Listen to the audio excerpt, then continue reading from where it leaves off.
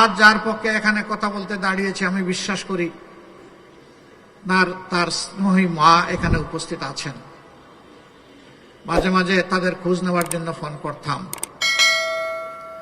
ধরা গলায় জিজ্ঞেস করতেন আমার আরমানের কোনো খবর আছে, সে কি বেঁচে আছে। কোন সময় খবর থাকলে বলতাম যে এতদিন আগে দুই একজন মানুষের মুখে শুনেছি তারা দেখেছে সে বেঁচে আছে। কিন্তু শেষের 2.5 বছর বলতাম যে এই 2.5 বছর ধরে আমাদের কাছে কোনো খবর নাই। আলিমুল গায়েব আল্লাহ তাআলার কাছে আছে, সামিউন বাসির আল্লাহ তাআলার কাছে আছে। জিজ্ঞেস করতাম শিশু 2 জন কেমন আছে।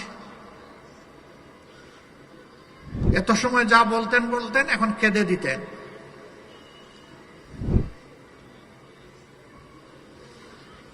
বলতেন ওদের নিয়েই আমার সমস্যা। যখন আমার ফোনে কোনো কল আসে, রিং যখন বেজে উঠে, আমার নাতনি দুটি দৌড়াই এসে বলে দাদু